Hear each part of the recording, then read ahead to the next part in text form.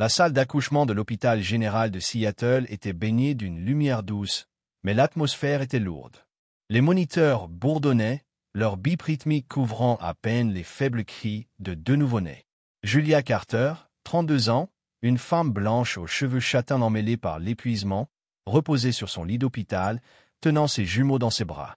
À sa gauche, une petite fille à la peau claire, aux joues roses et aux cheveux châtains presque translucides, s'agitait doucement sous une couverture bleue.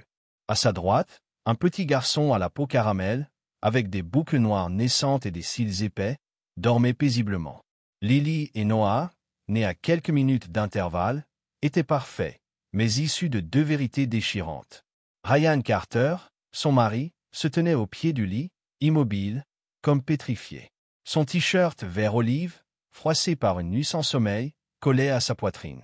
Ses yeux, d'ordinaire rieurs, étaient écarquillés, passant d'un bébé à l'autre avec une incrédulité croissante. « Qu'est-ce que c'est que ça, Julia ?» murmura-t-il, sa voix rauque tremblant sous le choc.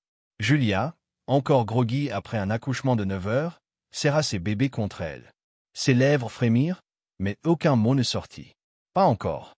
Ryan s'avança d'un pas, son regard s'arrêtant sur Lily, la petite fille à la peau claire. « Elle est à moi, » dit-il, la voix brisée. Puis, désignant Noah, il ajouta, « Mais lui, à qui est-il » Les mots s'écrasèrent dans la pièce comme une vague. L'infirmière, une femme d'âge mûr nommée Clara, suspendit son geste, un clipoir à la main. Le bourdonnement de la couveuse sembla amplifier le silence. Julia sentit sa gorge se nouer, ses doigts se crispant sur les couvertures des bébés. « Ryan, s'il te plaît, » murmura-t-elle, sa voix à peine audible. Il secoua la tête, reculant comme si les murs se refermaient sur lui. « Tu étais enceinte de jumeaux et tu ne m'as rien dit ? Ils ne sont pas juste différents, Julia. Ce garçon, il n'est pas dans moi. » Julia ferma les yeux, le poids de la vérité l'écrasant. Elle avait redouté ce moment depuis des mois. Au 3e mois de grossesse, lors d'une échographie de routine, l'échographiste avait froncé les sourcils, confuse. « Des jumeaux, mais ils ne semblent pas identiques, » avait-elle dit. Quelques semaines plus tard, son gynécologue, le docteur Patel, lui avait expliqué un phénomène médical rarissime, la superfétation hétéropaternelle. 2 ovules, libérés simultanément lors de l'ovulation, avaient été fécondés par 2 hommes différents dans une fenêtre de temps incroyablement étroite, moins de 48 heures. Moins de 10 cas documentés dans le monde. Julia avait lu des articles scientifiques, posé des questions interminables, mais rien ne l'avait préparée à voir Ryan, l'homme qu'elle aimait, rejeter l'un de ses enfants. 5 mois plus tôt, leur mariage s'était fracturé. Julia, enseignante dans une école primaire, et Ryan, ingénieur en informatique chez une start-up de Seattle, s'étaient disputés violemment à propos de leurs finances et de leur avenir. Ryan, 35 ans, avait toujours rêvé d'une famille nombreuse, mais les dettes étudiantes de Julia et les longues heures de travail de Ryan les avaient éloignés. Après une dispute où il avait lancé « Je ne sais même plus pourquoi on fait ça », il avait pris ses affaires et s'était installé chez un ami pour 3 semaines. « J'ai besoin d'espace », avait-il dit. Dans ce vide, Julia s'était tournée vers David Ellis, un ami d'enfance qu'elle connaissait depuis leurs années de lycée à Tacoma. David, un homme noir de 33 ans, dirigeait une association communautaire pour les jeunes défavorisés. Grand, avec un sourire chaleureux et une voix apaisante, il avait toujours été là pour Julia, un roc dans les tempêtes. Une nuit, après un dîner où ils avaient partagé leur peine autour d'un verre de vin, Julia s'était laissée aller. David l'avait serrée dans ses bras. L'espace d'un instant, elle avait oublié sa solitude. Une nuit, une erreur, qu'elle avait immédiatement regrettée. Ça ne doit jamais se reproduire. Avait-il convenu, gêné? Julia n'y avait plus pensé jusqu'à ce qu'un test de grossesse affiche 2 lignes. Quand Ryan était revenu, prêt à reconstruire leur mariage, Julia avait cru que le bébé était le sien. Ils avaient pleuré, ri, rêvé d'un avenir à 3. Mais au 2e trimestre, des tests génétiques prénataux, requis à cause d'un léger risque médical, avaient révélé des anomalies. Les jumeaux présentaient des marqueurs génétiques distincts. Le docteur Patel avait confirmé la superfétation hétéropaternelle, et Julia avait réalisé, avec horreur, que David était probablement le père de l'un des bébés. Terrifiée par la réaction de Ryan, elle avait gardé le secret, espérant que l'amour suffirait à tout surmonter. « Tu m'as trompé, lâcha Ryan, sa voix oscillant entre colère et désespoir. On était séparés, mais tu as couché avec quelqu'un d'autre. Julia sentit des larmes brûler ses yeux. On était séparés, Ryan. Tu disais que tu ne savais pas si tu reviendrais. J'étais brisé. J'ai fait une erreur. Une seule fois. Il pressa ses paumes contre ses tempes, le regard fuyant vers la fenêtre où la pluie de Seattle tambourinait. Explique-moi comment je suis censé accepter ça. Ce garçon, il est la preuve de ce que tu as fait. Julia baissa les yeux sur Lily et Noah, si petits dans leur couverture. Tu es le père de Lily, dit-elle doucement. Mais je suis la mère des deux. Ils sont à moi, Ryan. Tous les deux. Il se détourna, les épaules voûtées. Lily est ma fille, murmura-t-il. Mais lui, je ne peux pas, Julia. Ce n'est pas mon fils. Il quitta la pièce, la porte claquant doucement derrière lui. Julia s'effondra en silence, ses larmes mouillant les cheveux de Noah. Elle murmura au bébé, « Je vous aime. Je vous aimerai toujours. » Dans cette chambre stérile, sous le poids d'un avenir incertain, elle fit un vœu. Elle élèverait ses enfants, quoi qu'il en coûte. 3 jours plus tard, Julia était toujours à l'hôpital, assise dans un rocking-chair près de la fenêtre. Lily était un biberon, ses petits doigts serrant ceux de sa mère. Noah, blotti contre son épaule, émettait de doux soupirs. La pièce sentait le désinfectant et les fleurs fanées envoyées par ses collègues. Dans le couloir, les murmures du personnel médical s'amplifiaient. Des jumeaux de pères différents, c'est incroyable, disait une aide-soignante. Mais le mari, il ne va pas accepter ça, répondait une autre. Emma, la sœur aînée de Julia, entra avec une enveloppe cachetée et un regard inquiet. Les tests ADN sont arrivés, dit-elle doucement. Ryan les a demandés dès le premier jour. Julia hocha la tête, la gorge sèche. Les résultats confirmaient ce que le docteur Patel avait déjà expliqué. Ryan était le père de Lily, et David celui de Noah. Ryan n'était pas revenu depuis son départ. Par texto, il avait écrit « Je veux voir Lily. Arrangez-vous avec l'hôpital. » Emma posa l'enveloppe sur la table. Il a parlé à papa aussi. Il dit que tu as détruit votre mariage. Julia sentit une vague de honte. Ses parents, fervents chrétiens de Tacoma, avaient toujours vu Ryan comme le gendre idéal.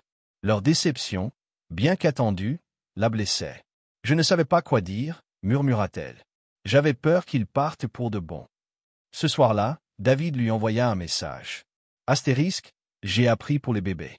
Si tu as besoin de parler, je suis là. » Julia ne répondit pas. Elle ne savait pas comment affronter David, ni comment il s'intégrerait dans la vie de Noah. Elle avait coupé le contact après leur nuit, et il avait respecté son silence. Mais Noah était son fils, et un jour, elle devrait lui dire la vérité. Un avocat, envoyé par Ryan, se présenta le lendemain. Monsieur Kessler, un homme en costume gris aux manières sèches, expliqua que Ryan demandait la garde exclusive de Lily. Il refusait toute implication avec Noah, exigeant que le nom de famille Carter soit retiré de son acte de naissance. Monsieur Carter est prêt à coopérer pour une transition rapide, dit-il. Julia, tenant Lily et Noah, sentit une colère sourde monter. Ce sont mes enfants, dit-elle, la voix tremblante. Les deux. Quand l'avocat partit, Julia murmura au bébé. Je suis désolée. J'ai brisé notre famille.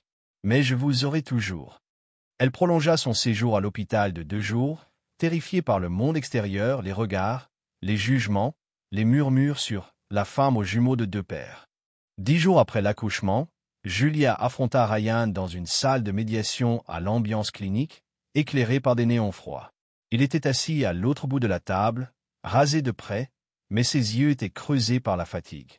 Devant Julia, une photo des jumeaux, emmitouflés dans une couverture tricotée par leur grand-mère paternelle. Ryan ne la toucha pas. Julia prit une inspiration tremblante. « Je sais que j'ai tout gâché. Tu étais parti, et j'ai fait une erreur. Une nuit, une seule, avec quelqu'un que tu connais. David. J'aurais dû te le dire dès que j'ai su. » Sa voix se brisa. « Je comprends si tu ne peux plus m'aimer. Mais ne punis pas Noah. Lily est ta fille, mais ils sont frères et sœurs. Ils méritent tous les deux un père. » Ryan fixa ses mains, la mâchoire serrée. Après un silence pesant, lui murmura-t-il, « Je ne peux pas élever l'enfant d'un autre homme. Ne me demande pas ça. » Il signa l'accord, garde exclusive pour Julia, droit de visite pour Lily uniquement, et partit sans un regard en arrière. L'accord donnait à Lily le nom de Carter et à Noah celui de Bennett, le nom de jeune fille de Julia. Ryan refusa que Noah porte son nom, une décision qui, bien que légale, brisa un peu plus le cœur de Julia. Mais elle ne contesta pas. Elle savait qu'elle avait mérité sa colère. Ce que le tribunal ne pouvait pas décider, c'était l'amour qu'elle donnerait à ses enfants. Elle jura de les élever avec une égalité absolue, pour qu'aucun ne se sente jamais rejeté. Les années passèrent, et l'histoire des jumeaux de Julia devint une anecdote dans les cercles de Seattle, puis s'effaça. Julia quitta la maison qu'elle partageait avec Ryan pour une petite bâtisse près de Capitol Hill, achetée avec l'aide d'un prêt familial. Elle travaillait comme enseignante le jour et serveuse le soir, étudiant la nuit pour devenir éducatrice spécialisée. Lily grandit avec des cheveux au burn qui captaient la lumière et une énergie débordante, toujours à escalader les meubles ou à poser des questions comme « Pourquoi les étoiles ne tombent-elles pas ?» Noah N., plus introspectif, collectionnait des galets polis par la rivière et dessinait des cartes stellaires sur des bouts de carton. Frères et sœurs, ils partageaient un lien indéfectible, riant des mêmes blagues, partageant les mêmes rêves sous les couvertures de leurs lits superposés. Ryan voyait Lily une fois par mois, l'emmenant pour des sorties au zoo ou au marché de Pike Place. Il envoyait des cadeaux pour son anniversaire, un vélo rose, une boîte de Lego, mais ne mentionnait jamais Noah. Julia respectait son choix, mais chaque visite creusait un peu plus le fossé entre eux. Un soir d'été, alors que Noah avait 7 ans, il rentra de l'école avec un dessin froissé, 2 enfants tenant un cerf-volant sous un ciel étoilé. « Maman, pourquoi je ne l'aime pas comme le papa de Lily ?» demanda-t-il, ses yeux verts, hérités de Julia, cherchant une réponse. Julia s'agenouilla sur le parquet usé de leur salon. « Parce que tu as un autre papa, » dit-elle doucement, caressant ses boucles. « Il s'appelle David, et il est quelqu'un de bien. Mais Lily et toi, vous avez la même maman, et je vous aime tous les deux de la même manière. Vous êtes mon ciel, et chaque étoile compte. » Noah hocha la tête, serrant sa main. Il ne l'en pleut pas. Dans les bras de Julia S., il savait qu'il avait que sa place. Quelques mois plus tard, Julia contacta David, qui rencontra Noah lors d'une sortie au parc. David, désormais marié et père d'une petite fille, pleura en voyant son fils pour la première fois son fils. Il devint une présence discrète mais constante, emmenant Noah à des matchs de basket ou lui enseignant à jouer aux échecs. Julia n'effaça jamais son erreur. Elle la porta, la transformant en une leçon d'amour inconditionnel. Elle avait perdu Ryan, mais elle avait gagné Lily et Noah, 2 enfants élevés dans une vérité parfois douloureuse, mais toujours enveloppée de tendresse. Dans leur maison modeste, sous les étoiles de Seattle, Julia leur chantait les mêmes berceuses, leur lisait les mêmes contes, et leur promettait un monde où il serait toujours assez. Si vous avez aimé cette histoire, n'oubliez pas de mettre un pouce bleu et n'oubliez pas de vous abonner pour plus d'histoires émouvantes, dramatiques et inattendues. Dites-nous dans les commentaires d'où vous nous regardez. Nous adorons avoir de vos nouvelles. À bientôt, restez tous gentils, restez curieux et continuez à regarder.